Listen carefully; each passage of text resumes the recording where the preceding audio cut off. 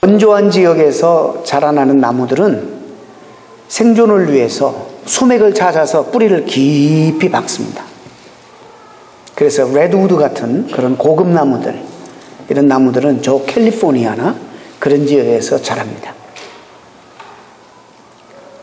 뭐 미시간은 그 중간지대를 할 수 있습니다만은, 그래도 좋은 나무는 사실상 견고하고 좋은 나무는 그런 건조 지역에서 오는 나무가 좋다고 하는데 잘 모르겠습니다.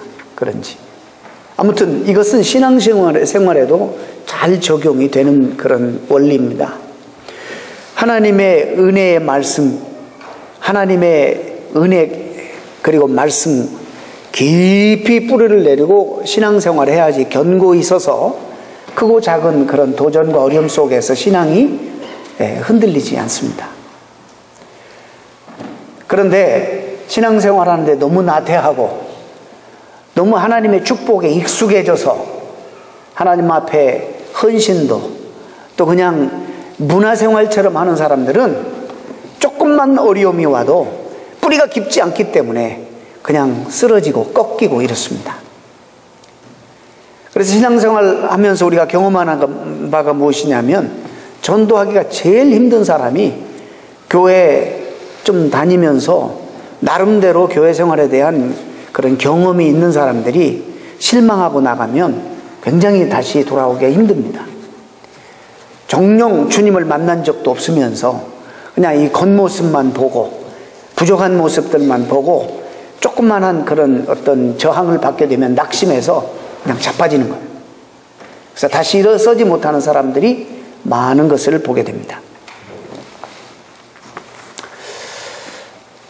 18세기에 영국의 지성인 가운데 대단히 유명한 두 사람이 있었습니다.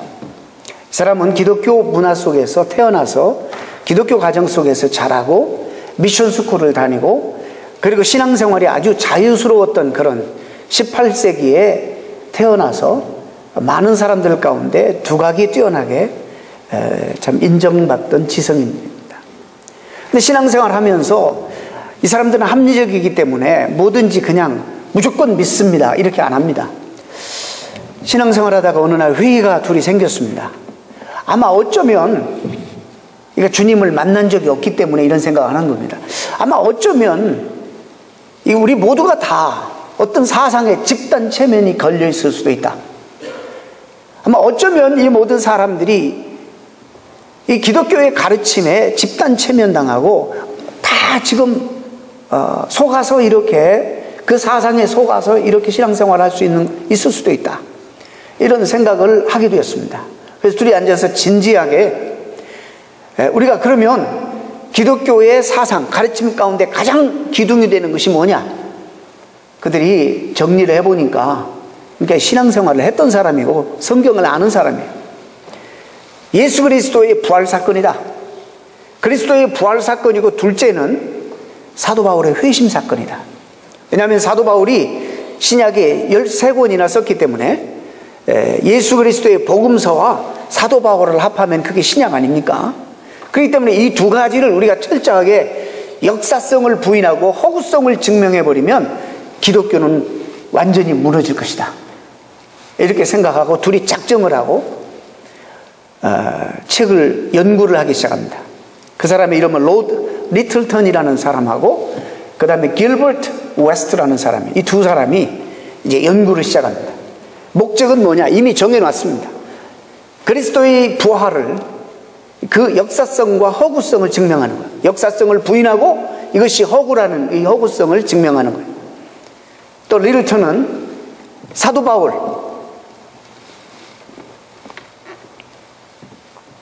사도 바울의 이 회심이 무슨 음성이 들렸다고 하고 무슨 찬란한 빛이 둘러쌌다고 하는데 이게 정말 믿어지지 않는 사건이다. 그래서 이것이 얼마나 허구인지를 이걸 증명해야겠다. 그래서 연구를 시작합니다. 그리고 이제 꽤 한참이 때 둘이 만납니다. 한참 후에 만나서 이제 이들이 고백하는데 한 사람이 이렇게 고백합니다. 여보게 미안하네. 내가 참 예수 그리스도의 부활을 그 역사성과 이것을 부인하려고 연구를 깊이 하면 할수록 참 이상하게 무시할 수 없는 뭔가 거기 있다는 사실을 내가 발견하게 되네. 좀 실망스럽지만 또 한 사람이 이렇게 나도 미안하네.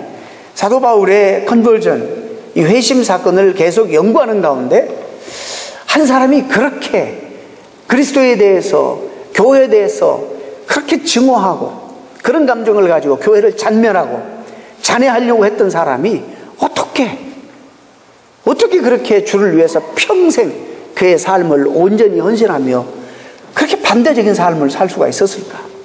연구하는 가운데 뭐가 있다는 사실이 자꾸만 부인할 수 없는 뭔가 있다는 사실을 자기가 발견하게 된다는 거예요. 자, 그러지 말고 우리가 정신을 차리고 목표한 대로 우리가 다시 더 깊이 연구해서 다시 만나세. 그리고는 이제 다시 만날 날짜를 정하고 각자 흩어져서 깊이 연구를 하기 시작합니다. 그런데요, 놀라운 것은 길버트 웨스트라는 사람이 그 연구 결과로 책을 썼는데 이분이 연구하다가 주님을 만났습니다. 부활하신 주님을 만나요. 그래가지고 그가 책을 쓰게 됐습니다. The Resurrection of Jesus Christ라는 책을 썼어요. 그 책에서 그가 주장하는 건 뭐냐면 예수 그리스도의 부활은 역사적인 사실입니다. 그것을 입증하는 책을 썼어요. 유명한 책이 되었습니다. 이게 참 놀라운 일이에요. 또 리틀턴이라는 사람은, 로드 리틀턴이라는 사람은 무슨 책을 썼냐면 The Conversion of Saint Paul, 사도 바울, 사도 바울의 컨버전이라는 이 책을 썼습니다. 반대하려고 썼는데 어떻게든지 기독교의 그 중심되는 두 기둥을 무너뜨리면 기독교의 가르침이 다 주저앉아 버리고 소멸될 것 같아서 연구해서 이 책을 결국 연구하다가 그들이 주님을 개인적으로 만나게 됩니다. 놀라운 일입니다. 예수 그리스도의 부활 사건이 이들이 잘 봤죠. 그야말로 그리스도 우리 신앙의 가장 중요한 중심되는 기둥입니다. 모르겠습니다. 사도 바울의 회심도 정말로 중요한 그런 사건이 아닐 수 없습니다. 사도 바울은 갈라디아 1장 13, 14절에 내가 이전에 유대교에 있을 때 행한 일을 너희가 들었거니와 하나님의 교회를 심히 핍박하여 잔해하고, 여러분 잔멸이라는 단어, 잔해라는 단어 여러분 말씀드렸죠. 이 단어는 포도원에 멧돼지를 풀어가지고 이 멧돼지가 포도원을 다 망가뜨리는 그런 현상을 연상해서 지은 말입니다. 하여튼 교회를 우리말로 쑥대밭 만들려고 하는 그런 마음의 결심과 다짐을 가지고 작정하고 나선 사람이에요. 그리고 내가 내 동족 중 여러 영갑자들보다 유대교를 지나치게 믿어 내 조상의 유전에 대하여 더욱 열심히 있었다. 이렇게 고백합니다. 이랬던 바울이 예수 그리스도를 만나게 됩니다. 어떻게 보면 이 구장 사건이 갑자기 일어나는 돌발적인 사건 같지만 절대로 그러지 않습니다. 오늘 제가 설명을 해드리려고 합니다. 이 사건을 통해서 그가 예수님을 직접 체험하고 난 다음, 그래서 개인적으로 주님을 만나는 것이 얼마나 중요한지 몰라요. 주님을 내가 개인적으로 만나지 않으면 이 신앙생활이 이거 문화생활이 되는 거예요. 오늘날 나미널 크리스천들이 교회 안에 너무나 많은 거예요. 그냥 뭐가 있는 것 같기도 하고 없는 것 같기도 하니까 뭐 있다면 믿어서 나쁠 게 뭐가 있느냐 해서 그냥 신앙생활하는 사람들 얼마나 많은지 몰라요. 막연하게 계신다면 나를 보호해 주시고 그 많은 약속들이 나에게 주어진다니까 때문에 신앙생활하는 사람들이 얼마나 많은지 몰라요. 그들에게 있어서 영생이라는 단어, 그들에게 있어서 정말 삶을 내걸 만한 그런 진실된 그런 트랜스포메이션이 일어났느냐? 그건 다른 매너예요. 여러분들이 오늘도 이 바울의 회심 사건을 다루면서 진지하게 묻고 싶은 질문은 여러분들이 그 주님을 개인적으로 정말 만났느냐? 이런 체험, 이런 간증이 없으면요, 여러분 신앙생활 정말 제대로 해야 돼요. 다시 본질로 돌아가서 처음부터 여러분들 다시 시작해야 된다 생각합니다.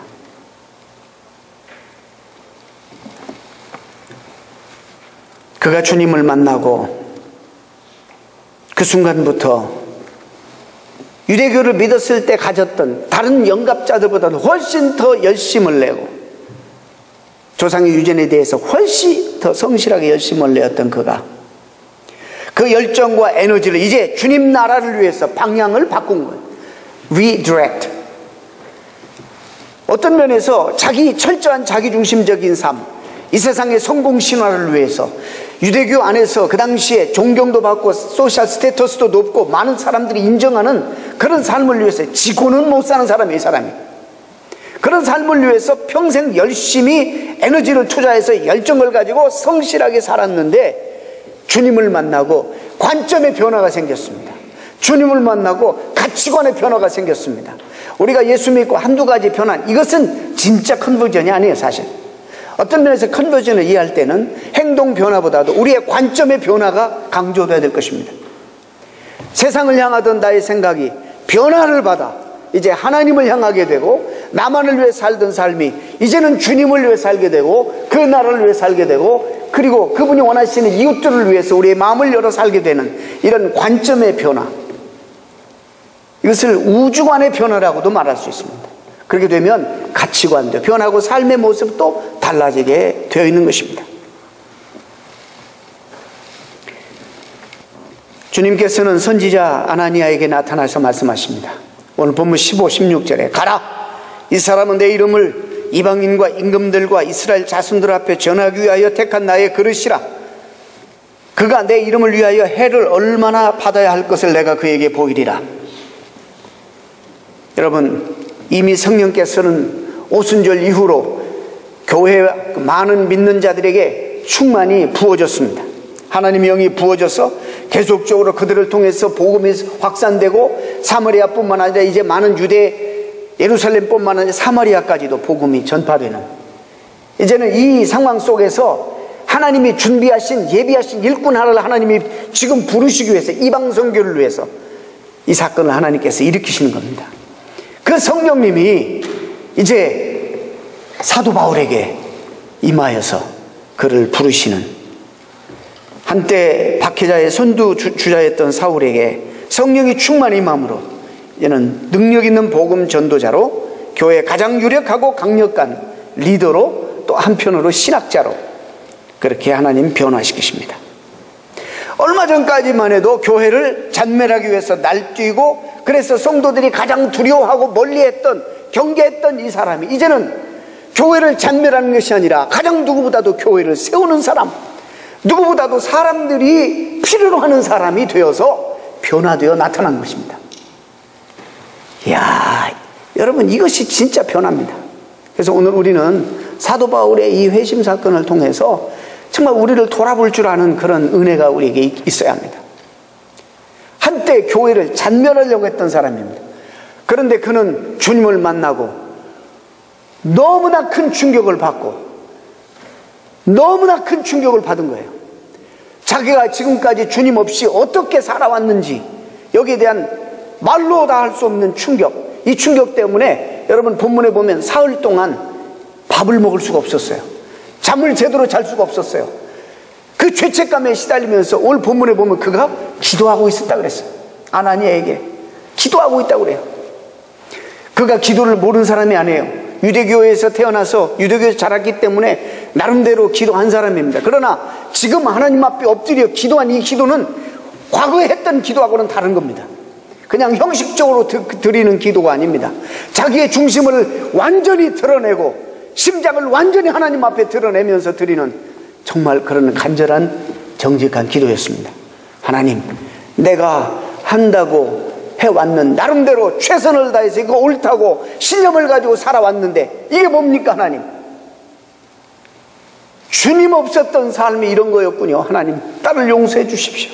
최근에 일어났던 스데반의 순교 사건을 비롯해서 얼마나 이가 교회를 잔멸하고 얼마나 이가 그리스도를 따르는 사람들을 잡아 가두고 죽였는지, 이런 모든 그 최근에 일어난 사건, 일생을 돌아보면서 철저하게 방향성이 잘못되었다는 것, 결국에 이 모든 것들이 다 뭐냐, 셀프 인트러스트를 위해서 그렇게 자기가 했다는 것을 제가 깨닫는 거예요. 그러고 난 다음에 하나님 앞에 정말 아마 통에 자복하고 사흘 동안 금식하며 하나님 앞에 기도하고 있었습니다. 여러 번 말씀드린 바와 같이 사도행전 9장의 이 사건은 돌발적인 갑자기 일어난 사건이 아닙니다. 지난 시간에도 말씀드렸습니다마는 그의 심령의 움직임은 아마 스데반의 순교 사건, 순교 현장으로부터 일어나기 시작했다고도 볼 수 있습니다.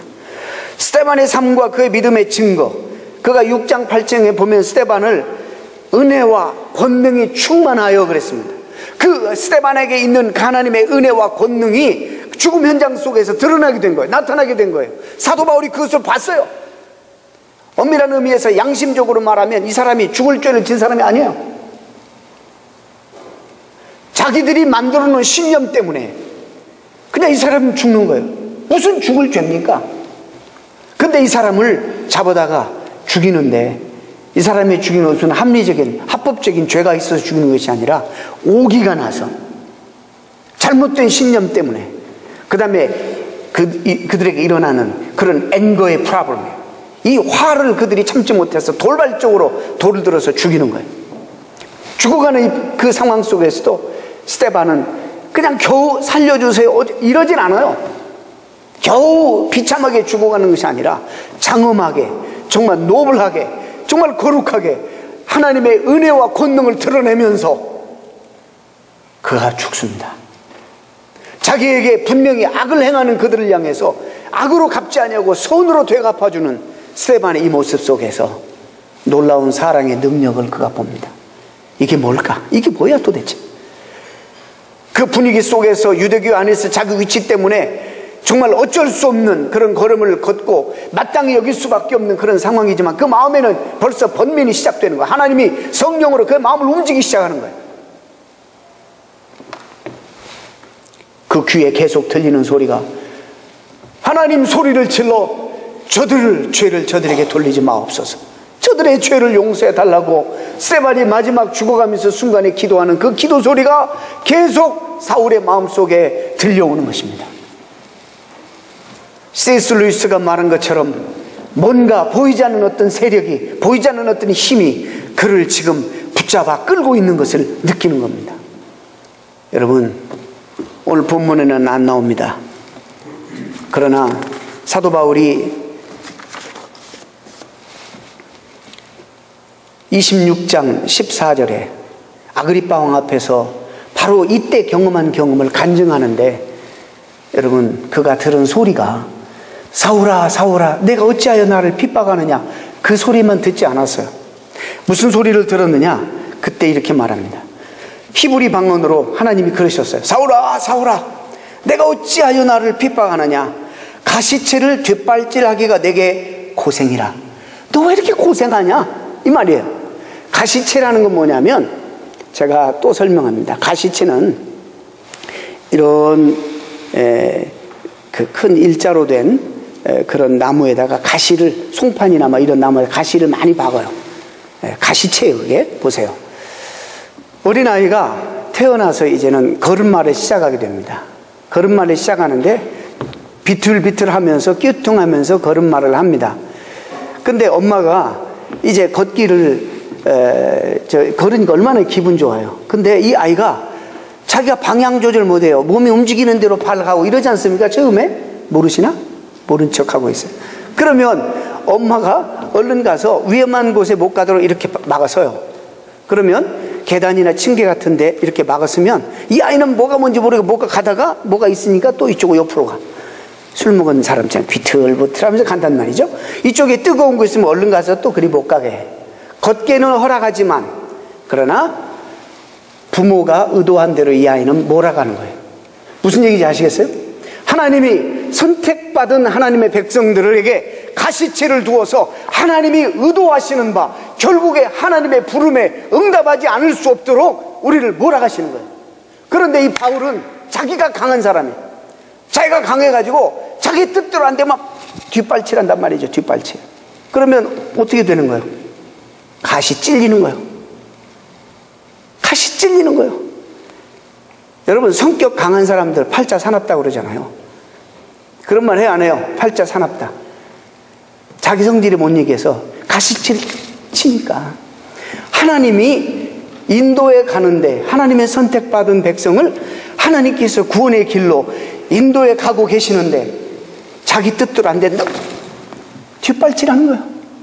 그러면 우리에게 얻어지는 건 뭐냐면 고통, 아픔. 여러분, 우리가 많이 이미 경험했어요. 여기까지 오기 전, 이 순간까지 올 때까지는 하나님이 여러분을 사랑하셔서 가시체를 두고 여러분을 인도해 가고 계시는 걸 믿으시기 바랍니다. 사도 바울이 그랬어요. 야, 하나님이 그러셔서 사도 바울에게 사울아, 사울아, 네가 어찌하여 나를 핍박하느냐. 가시체를 뒷발질하는 너는 참 고생이구나.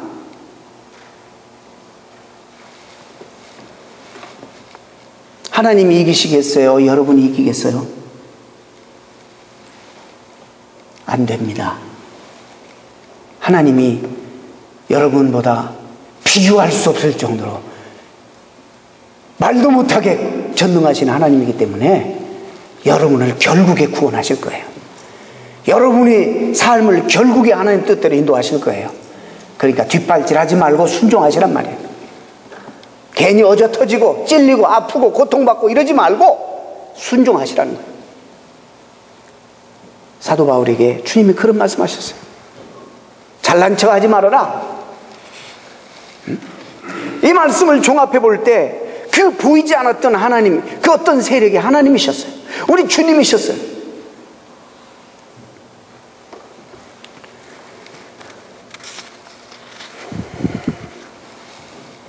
암흑 속에 갇혀 있었던 그에게 주님께서 정오의 태양빛보다 더 밝은 빛으로 찾아오셔서 얼마나 밝았는지 눈이 그냥 아주 시력을 잃을 정도였다고 그러잖아요. 그 빛으로 인해 시력을 잃게 되었고, 충격적인 이 사건과 경험을 통해서 사흘 동안 그는 아무것도 할 수가 없었습니다. 오직 하나님 앞에 지난 날들을 회상하며 앞으로의 삶을 그렇다면 내가 어떻게 살아야 될 것인가. 주님이 어릴 때부터 나를, 내 생명을 조성하고 이 땅에 뜻이 있어서 보내셨고, 나를 지금까지 나는 내 힘으로 사는 것 같지만 하나님이 그렇게 인도해 오셨다면 이제는 방법이 없다. 내가 내 인생을 가장 보람있게, 가장 가치있게 사는 것은 나의 주인 되시는 그분, 나를 이 땅에 보내신 그분, 나에게 소중한 꿈과 기대를 가지고 계시는 그분의 뜻을 맞춰서 사는 것이 나에게 가장 보람있고 의미 있는 삶이다. 그걸 위해서 기도하는 순간에 깨닫는 거예요. 그리고 기도하는 순간에 뭘 보냐면 아나니아라는 사람이 와서 자기 기도해서 결국에 눈도 열려지고 이 사역을 감당하기 위한 성령 충만함이 주어지는 것을 봅니다.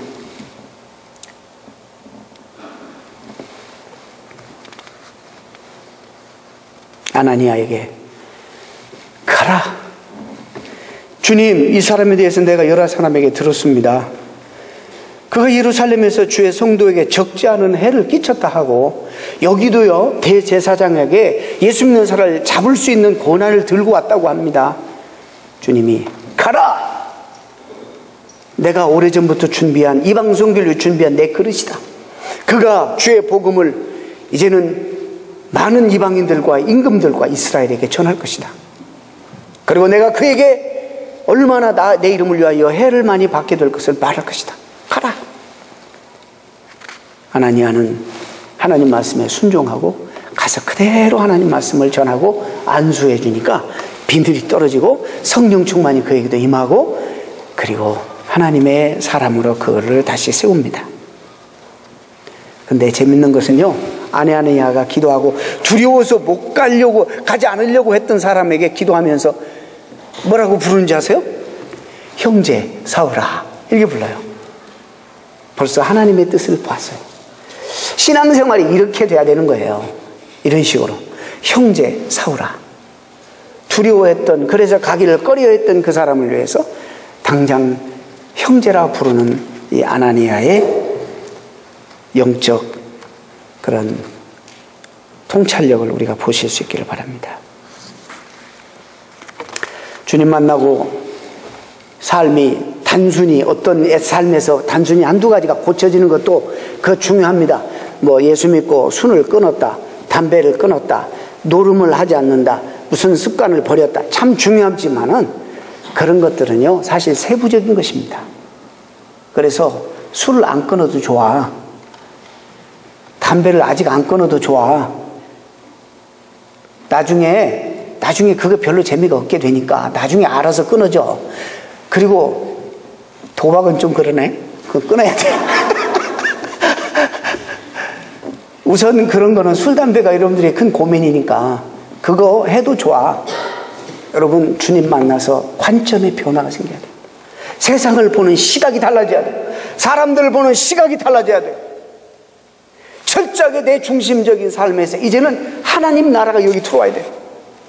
우주보다 크신 주님이 여기 들어오면 마땅히 그런 생각이 내 마음속에 싹트기 시작하는 거예요. 우리는 이 강단에서 또 우리 말씀을 통해서 이웃을 사랑하라, 사랑하라, 이웃을 섬겨라, 수없이 들었습니다. 실천은 해야 되는데 준비는 안 되고, 우리가 가끔 실천하는데 이것도 뭘 위해서 하는지 알아요? 우리의 셀프 인트러스트를 위해서 하는 거예요. 정녕 안 변했기 때문에, 완전히 방향성이 안 변했기 때문에 우리가 흉내는 내는데, 그것을 위해서도 내 인트러스트를 위해서, 내 관심, 그러니까 나를 위해서 하는 거예요. 이렇게 하면 만족감을 가지고 말이죠.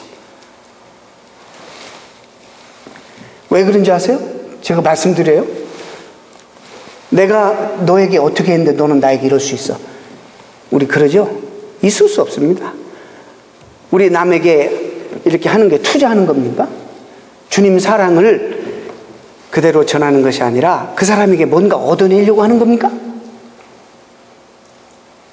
왜 상처받습니까? 왜? 주면 그뿐이지. 우리는 보상을 하나님 앞에 받으면 되는 거지. 왜 그 사람에게 뭘 기대하는 거예요? 우리가 많은 경우에 그렇게 합니다.